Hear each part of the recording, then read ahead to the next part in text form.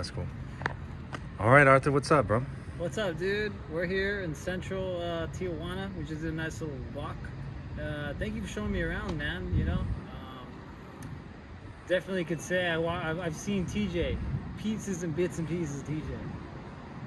Absolutely. So, Arthur, self-deported is your name online on Instagram. So give us a little background about what you're doing here in TJ. Honestly, it was a leap of faith for opportunity. I felt like I wasn't getting anywhere in the States, and then just everything else, politically and all the like rising racism and all that stuff, which is like little small factors of like that brought me here. But ultimately, it's really just opportunity. Cool. So you're from California originally. You were born there, right? Yeah. You grew up there at least. I grew up there. I was born in Puebla. Puebla, Mexico. Okay, got it. You came to the States at what age? 2 months old. 2 months old. So your whole life was basically in California, right? Pretty much, yeah. You don't even remember Puebla? No, hell no. Not even a little bit. Yeah. Got it. Okay, cool. So you got to California when you're 2. You're now 29 and you self-deported. So you weren't actually physically removed or anything from the country, but you decided to make the move yourself because of, obviously, like you mentioned, some of the lack of opportunity as well as the kind of social tension, right? Yeah. How is everything in Mexico now? Is it what you expected it to be? Yeah, I haven't been out much, so I really can't speak out on my living here, but getting my feet up is getting on my feet and just moving forward has definitely been exactly what I expected. As for culture and the life, I haven't. It's not what I expected. I expected a lot worse, a lot more crime, a lot of like stereotypes you hear about TJ. So some things yes, some things no, but I'm happy with it. Cool. I mean, we walked around today and we obviously didn't experience anything too weird or crime or any kind of danger, you would say, right? No, yeah, there was that guy who told me to stop recording, but I mean, I guess that's more like common courtesy. You don't want to go into somebody's neighborhood and start recording and shit, so I mean, I guess it's cool, not cool, but I guess it's like, I did get an essence of it, like a fart in the air, but other than that, it was like, okay, like we're chilling. He just told me to stop recording. That was it. So no problems, no pressure, no police problems or drama. Normal day, right? Normal ass day. Normal Saturday, walking around, having a nice day, right? Basically. So when you hear about things on the news and in the States about Mexico and TJ in particular, what do you hear? You hear that this is one of the most dangerous places in the country, right? 100%. Yeah, they say like the way they make it sound is like that. It's just a crime-ridden area, like under the siege of cartels and drugs and all this other stuff. But it's like people just living. I mean, there's little areas where it's like, okay, you see it, but it's like, okay, that's what they're talking about. But other than that, no, like completely not what they're saying it is. It's not paradise. It's not perfect. There are some problem areas, right, like you mentioned, but it's not the overarching experience. 100%, exactly. Right. And we saw families out. We saw old people walking around. Normal stuff. Yeah. So, what do you think the intention of the media in America is in order to paint this kind of picture of Mexico? What do you think their intention is? Well, first it's like, okay, like if all the people, like let's say if the country that you're saying all these bad people are coming from, if you can paint that country as bad, then it's really not like legal. It puts the picture in people's heads, like, oh, like they say there's bad shit happening in Mexico, so if people are immigrating from that area, they must be bad, or there's a chance they are bad. So it's really just like, make sure you're scared of the immigrant. I think that's what, no matter what, if you think about it, any immigrant that you think of, they always like, where they come from somewhere that's fucked up or whatever it may be, but in this case, yeah, I feel like they're just trying to get you to be scared of Mexicans, kind of. Right. Now, as far as the opportunities in America, we obviously talked about that a bit before. It's the land of opportunity, but it seems like, at least in our experience, that maybe is dwindling. There's not as much opportunity on the ground as there is or was in the past for past generations. Day-to-day opportunities don't seem to be as prevalent. In Mexico, though, it does seem like there's a different sort of air, a feeling in the air as far as opportunity, as far as the trajectory of the country. America might be good, but it seems like it's headed down, whereas Mexico might not be great, but it's headed up.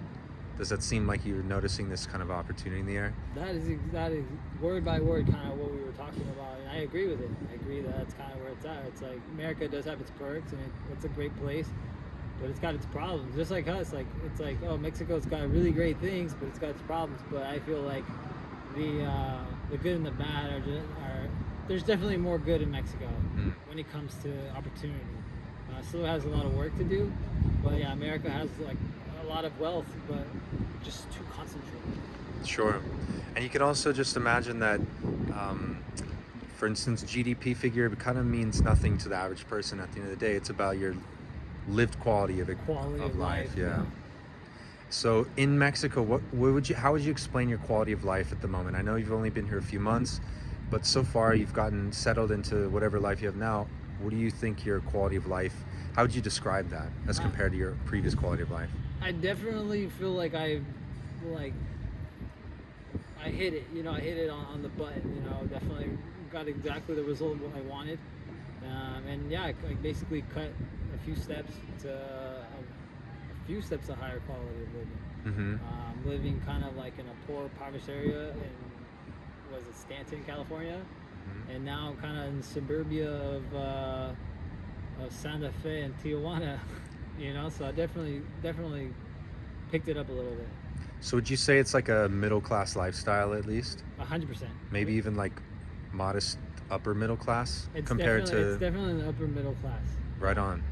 Now, just for an idea for the viewer, we talked about this before. Monthly cost of living for like upper middle class lifestyle in TJ is probably around like $1,100-$1,200 a month, something like that. That seems about right. What would you say the same exact quality of life with the same number of bedrooms, same kind of comforts in California would cost you? Dude, easy like $7,000 a month probably. Wow. So it's like a sixth of the price, basically. 100%. So in order for you to have the same quality of life in America, you'd have to probably work 6 jobs. Yeah, sounds about right. 3 for you, 3 for your girlfriend, right? Yeah. One for the baby. The baby needs to get a job. Yeah, he has a YouTube channel. He's slacking right now. Yeah. That's true. Yeah, that's where we're at in the States. So you and I both have this similar experience where literally overnight transformed our quality of life just by moving. Like Stanton's like an hour and a half from here, right? Yeah. So you moved an hour and a half. You could have moved an hour and a half north to California, other parts of California. You could have moved an hour and a half to Nevada, Arizona. But this moving south, this direction obviously boosted your quality of life substantially, right? Yeah. Was that the primary reason, or was your legal status in the US the reason? What was the main reason that actually drove you to get ready and move? 100% quality of life.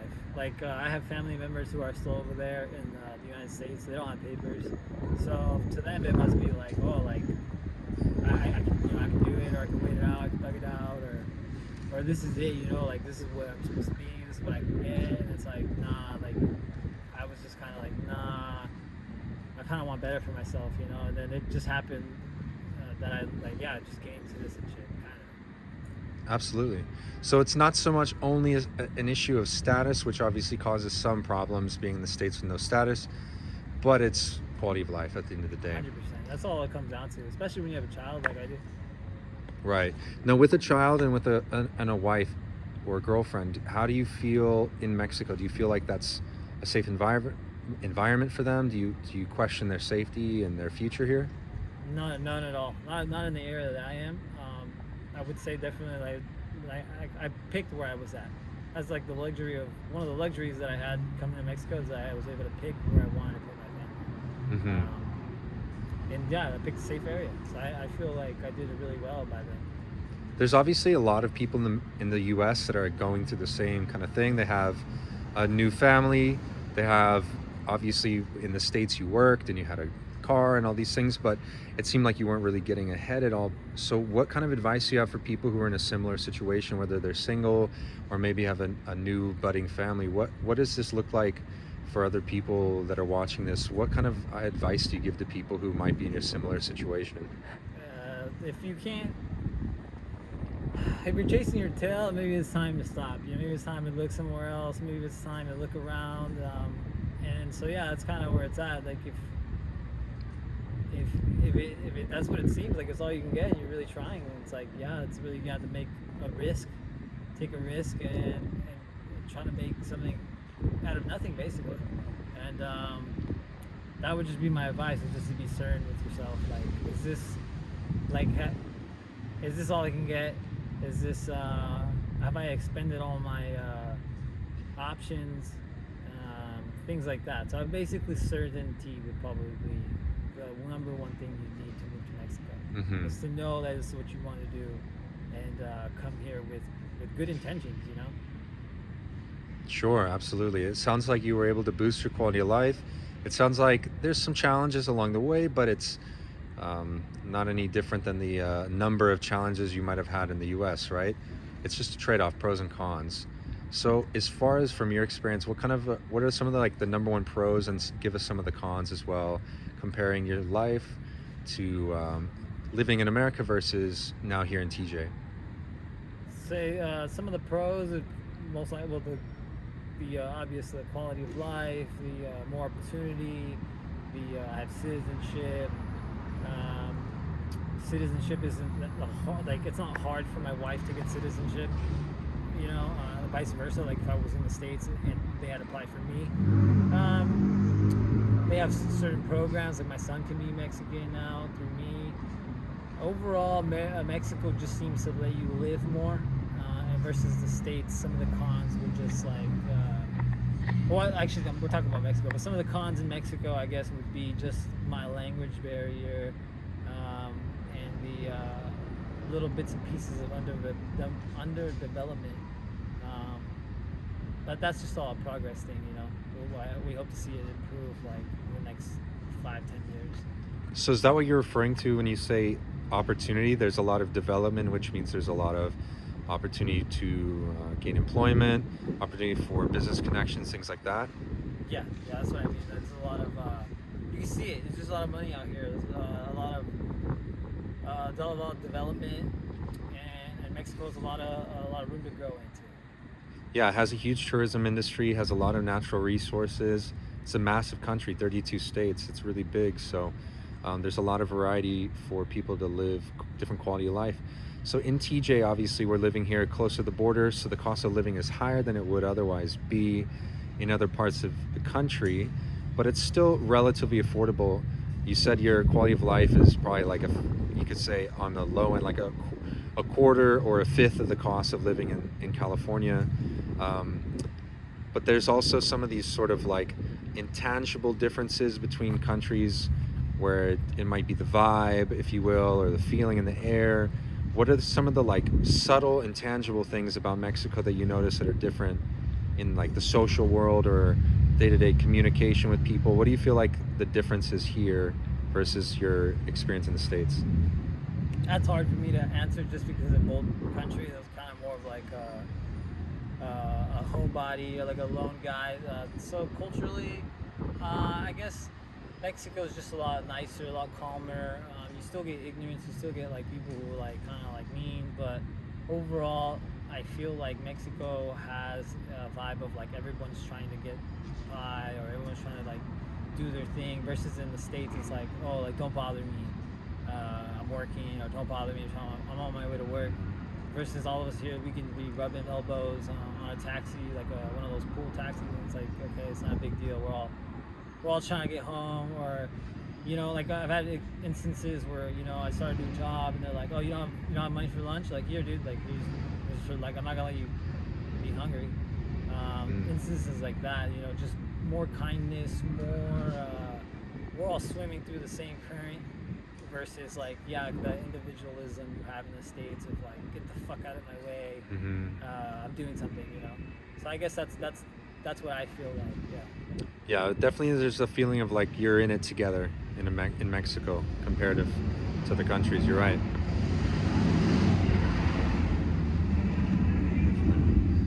Sometimes it's noisy, right? Little trade-offs. So now your handle on Instagram is self-deported. So just to speak on that a little more, you weren't actually deported from the US. You just made a conscious choice that instead of having an increasingly decreasing quality of life, in America, the harder we work, it seems like you would just make a move here. Do you feel like you regret that choice at all? Is there anything in you that would go back and try to make it work, or push some other buttons to try a few other things in the States? Or are you pretty content with your choice here? I'm pretty content with my choice. I feel like I got the result I wanted, and overall, like I said, it has nothing to do with citizenship. Overall, like, and again, even if I could, let's say, wave a magic wand, I just feel like the trade-offs of Mexico living and U.S. living, it's just like they're priceless. You know, you could be rich in America, but then you have, like, you know, snobbiness, you have like the whole fuck you attitude, and then it's never enough. You know, it's never enough money, kind of. Versus here, we put value in different things, and yeah. So I feel like I feel home here. You know? That's awesome.